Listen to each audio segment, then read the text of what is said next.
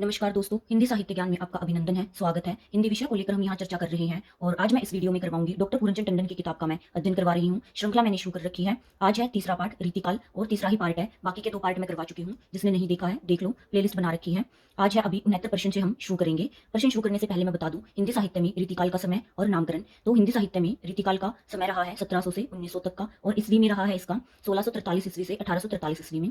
और नामकरण की दृष्टि से रीतिकाल में विद्वानों में मतभेद रहा था। अलग अलग कवियों ने रीतिकाल के अनेकों नाम दिए, जैसे अलंकृत काल दिया मिश्र बंधुओं ने, रीतिकाल आचार्य शुक्ल ने। और अब इसकी श्रेणियों पे बात करते हैं। पंडित विश्वनाथ मिश्र ने इसको 3 श्रेणियों में विभक्त किया है। फर्स्ट है रीतिबंध वाले कवि थे, दूसरे थे रीति सिद्ध वाले कवि थे और तीसरे थे रीति मुक्त वाले कवि थे। और बाकी डिटेल में मैंने पहली वीडियो में बताया है, आप उसमें देख लेना।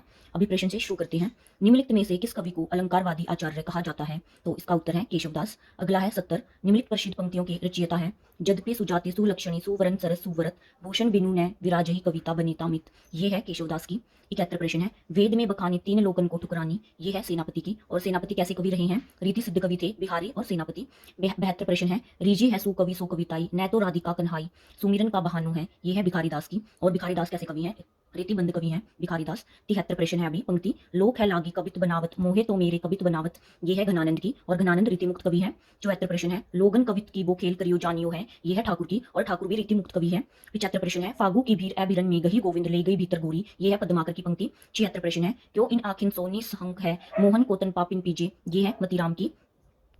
अगला प्रश्न है 77। बतरस लालच लाल की मुरली धरी लुकाई सो करी बोहन हंसी देन कहे नटी जाई। ये है बिहारी की और बिहारी रीति सिद्ध कवि थे। 78 प्रश्न है पंक्ति। डार दुरम पालना भी होना नव पल्लव के सुमन झंगुला सोहे तन छवि भारी दे। ये है देव की। अगला प्रश्न है। तेरे नैन मेरे नैन के खिलौना। ये पंक्ति है सेनापति की। 80 प्रश्न है। कुंदन कोरम फीको लगे झलके अति अंगनी चारू गोराई। ये है मतीराम की और ये महत्वपूर्ण पंक्ति है मतीराम की। अगला प्रश्न है 81। अमीय हलाहल मद भरे सेत शाम रतनार जियत मरत चुकी जुकी परत जेही जितवत एक बार। ये है रसलीन की और ये भी एक महत्वपूर्ण पंक्ति है। 82 प्रश्न है। रावरे रूप की रीति अनुप नयो नयो लागत जो जो निहारिये। ये है मतीराम की पंक्ति।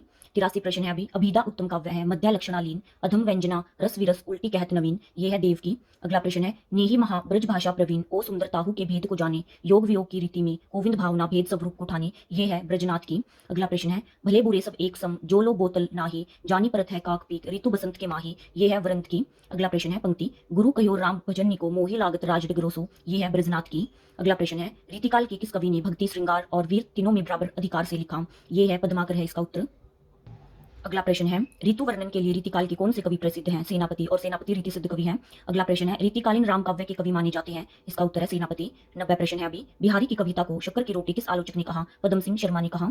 अगला प्रश्न है। कनक छोरी सी कामनी काहे को कटी चीन। पंक्ति किसकी है? आलम की। और आलम कैसे कवि थे? रीति मुक्त कवि थे रीतिकाल के। 92 प्रश्न है अभी। अति सुदोसने को मार्ग है किसकी पंक्ति है? ये है घनानंद की। अगला है 93। जहांगीर जस चंद्रिका किसकी रचना है? ये है केशवदास की। अगला प्रश्न है। काव्य की रीति सीखियो सुकुविन सो किसकी रचना है? ये है भिखारी दास की। और भिखारी दास की अन्य रचनाएं हैं काव्य निर्णय श्रृंगार निर्णय। अगला प्रश्न है।